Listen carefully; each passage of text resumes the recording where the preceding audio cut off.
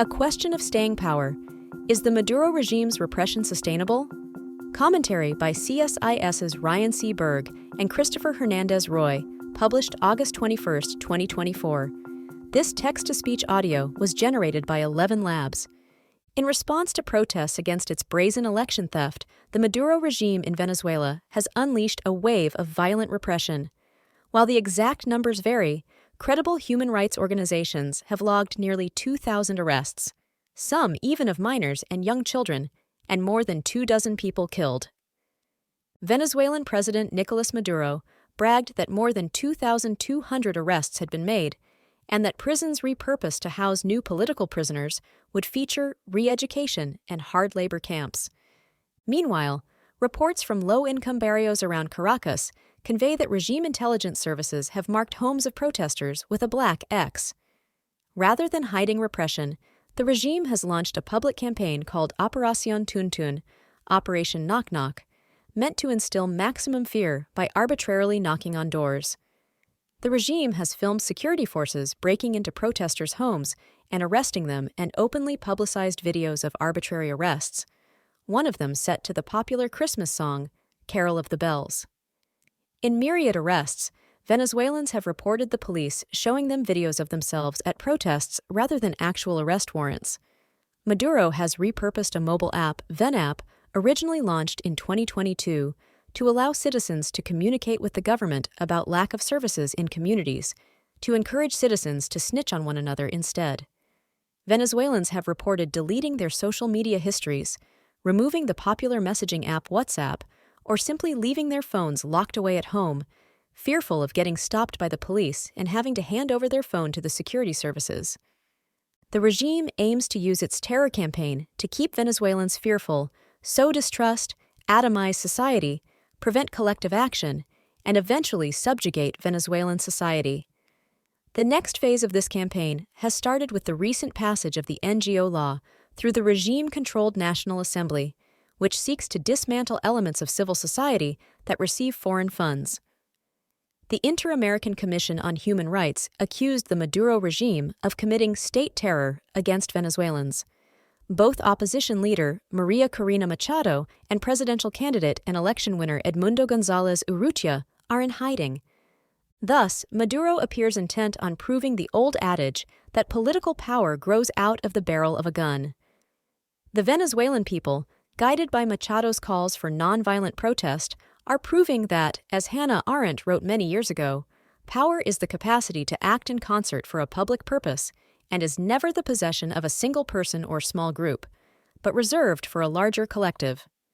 The question remains, can the Maduro regime repress its way out of the current crisis, or will the regime's wellspring eventually run out of repressive capacity? Repression is more costly for Maduro than many admit, and there may be a time when the regime's repressive capacity may cease or become significantly limited. The past is prologue?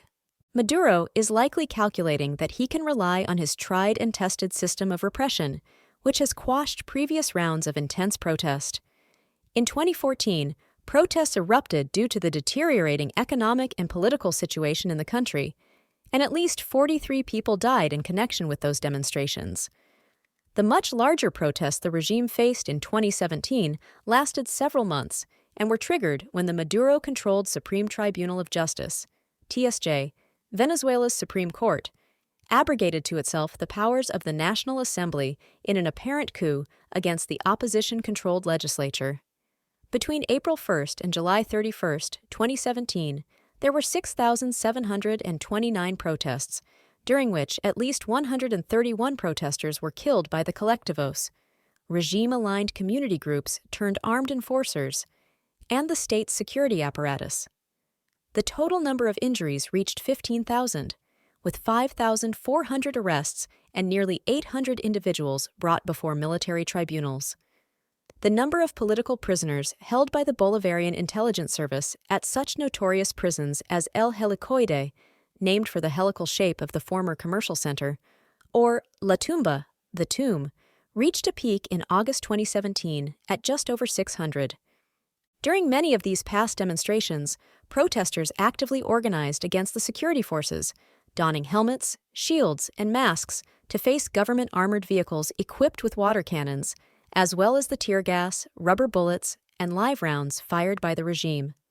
At least 35 people were murdered in protests in January 2019 after the President of the National Assembly and later interim President of Venezuela, Juan Guaido, asked Venezuelans to mobilize in support of restoring constitutional order. Maduro survived all 3 waves of protests and, in some cases, emerged stronger.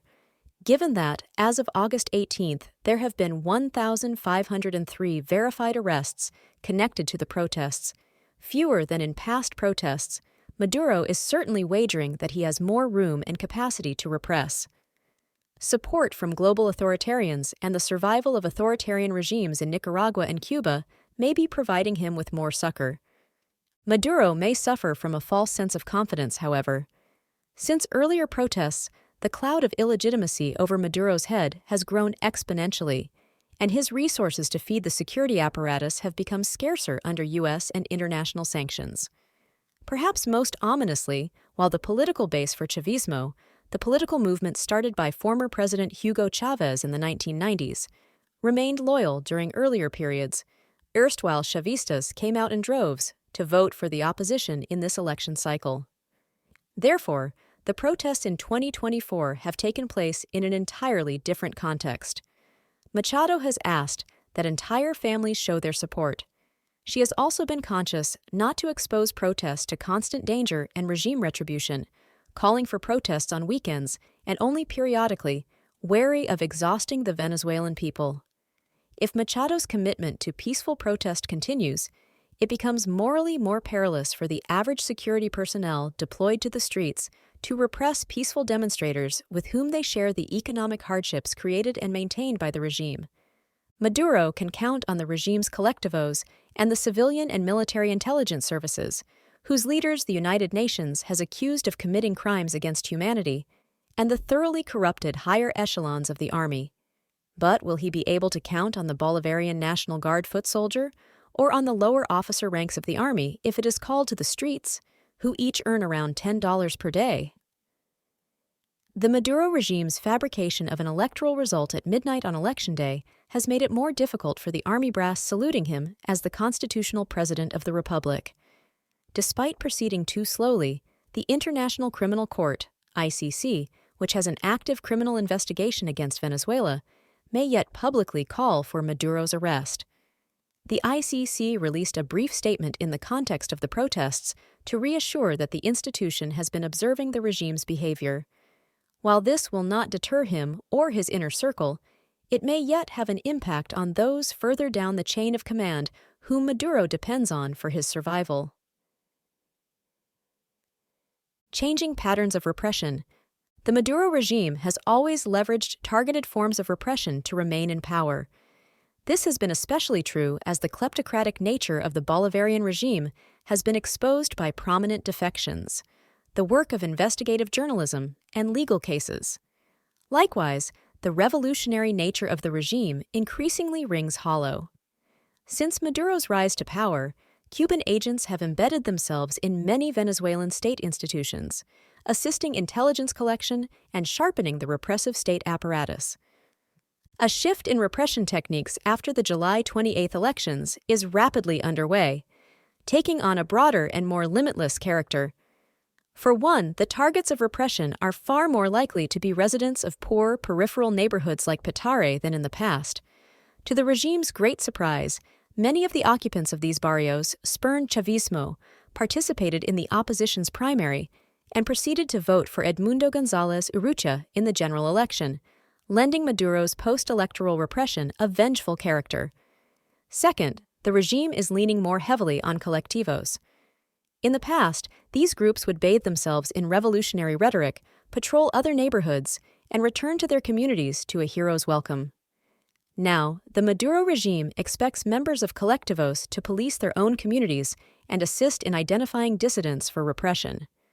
When nearly every house in the barrios has been marked with a large black X for having participated in protests, policing one's own community exposes one to potential retribution or social ostracism.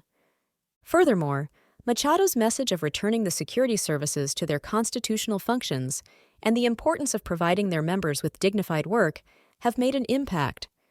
After all, the regime tasked the army with securing the voter tabulation sheets from each voting station after polls closed. However, the opposition is in possession of more than 80% of the voter tabulations, collected by their volunteer network of accredited and committed election witnesses, indicating a broader breakdown of order within the armed forces and a willingness to ignore at least some of the Maduro regime's orders. The limits of Maduro's repression. There is no guarantee that Machado's strategy of sustaining boisterous and peaceful street protests to aid negotiation efforts or hasten a split within the regime will succeed. On the other hand, in dictatorships like Maduro's, repression is often a costly tactic. In fact, dictators incur significant costs to pursue repressive measures, and it is possible that Maduro's security forces may be exhausted if Machado can sustain long-term, large-scale protests for many months. To put it in Machado's terms, hasta el final, until the end. The indignation of the Venezuelan people at not having their vote counted on July 28th will serve to bolster the strength, size, and potential duration of these protests. Furthermore, dictatorships often do not know how much repression must be deployed to quell protests because they lack effective feedback mechanisms about their true unpopularity. This is certainly the case for Maduro, who has not faced a competitive election since acceding to the presidency in 2013. Given that the regime attempted to commit the mother of all electoral frauds, Maduro is acting like a man who cannot afford to loosen his grip, not even a little. This could accelerate the depletion of the regime's repressive capacity. Importantly, Venezuelans have sent a message to the regime by chanting publicly and defiantly at protests, "We are not afraid." Maduro lacks some of the salient ingredients for committing long-term, sustained repression. Institutionally, Maduro is increasingly reliant on colectivos and the Bolivarian National Guard, as he seeks to keep the army insulated from the nasty business of repression.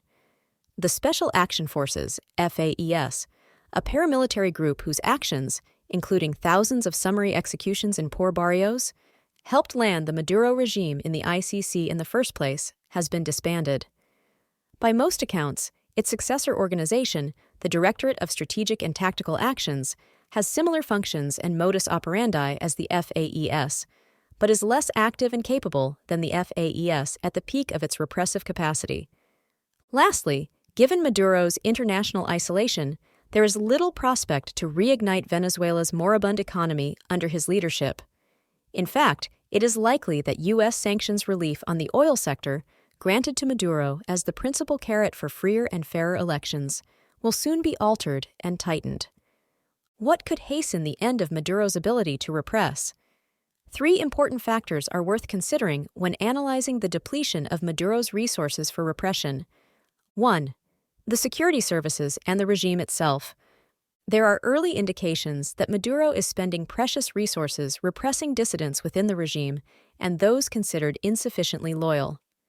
Last week, as Machado called for and led protests worldwide, 5 generals within the army were dismissed on grounds of disloyalty and purportedly their unwillingness to repress. A larger dismissal could threaten the cohesion of the regime's security forces. To be sure, helping Maduro to snuff out any hint of disloyalty within the armed forces is the Cuban-built General Directorate of Military Counterintelligence, a superstructure that sits above the armed forces. Even so, at some point Maduro may have to call on the army to reinforce the work being done by colectivos and the Bolivarian National Guard, exposing an otherwise cloistered institution to the barbarity of his street violence. There have also been reports of magistrates and judges facing reprisals for their refusal to carry out trumped-up charges against protesters. Indeed, the regime's expert review of the electoral ballots, currently taking place at the TSJ, is proceeding slowly and with more caution than expected. While there is still little doubt how the regime-controlled TSJ will rule in the end, the delays could be a product of the regime's fear of a fragmentation or a conscientious objection from the bench. More broadly, as the regime's strategy seeks to use autocratic legalism to bring a legal facade to its various maneuvers, there may be more and more defections. 2. U.S. policy. There are several things the United States could do to hasten the depletion of Maduro's ability to repress. Perhaps most importantly, it should issue the strongest warning, publicly and forcefully, that there would be major consequences if the regime attempted to arrest Machado or González Urrutia. At present, the regime is still making money selling oil under individual licenses granted to companies after the snapback of sanctions in April 2024, money that feeds the regime's kleptocratic and repressive machinery. The United States could revoke these individual licenses to operate. While some have been reticent to do so due to energy security concerns, Venezuela is producing roughly 800,000 barrels of oil per day, an infinitesimal amount on the global stage. Removing individual licenses would have the effect of reducing the number of resources available to maintain the loyalty of key regime officials and to feed the regime's repressive security apparatus. 3. The international community, Latin America, and the Caribbean. So far, Maduro's neighbors have been mostly unwilling to recognize his victory. Even Maduro's leftist allies, Brazil, Colombia, and Mexico, have demanded greater transparency. Last week's Santo Domingo Declaration, a regional statement from 22 countries plus the European Union, is a promising start for wider regional diplomacy and the ability to speak with a more unified voice. The regime's legitimacy crisis, something this election was meant to overcome, has been exacerbated by its large-scale, brutal repression. For the region's diplomacy to be successful, however, it will have to increase its ambition and discard its hesitancy in terms of building a much larger coalition of countries pressuring Maduro. Although there is no guarantee, a reduction in the Maduro regime's ability to repress may follow Ernest Hemingway's famous description of bankruptcy: gradually, then suddenly. Dictators like Maduro always seem mighty, until they fall like a house of cards. With Machado promising a continuation of energetic and nonviolent protests, policy should be aimed at hastening the depletion of Maduro's resources to repress. For more analysis, visit csis.org.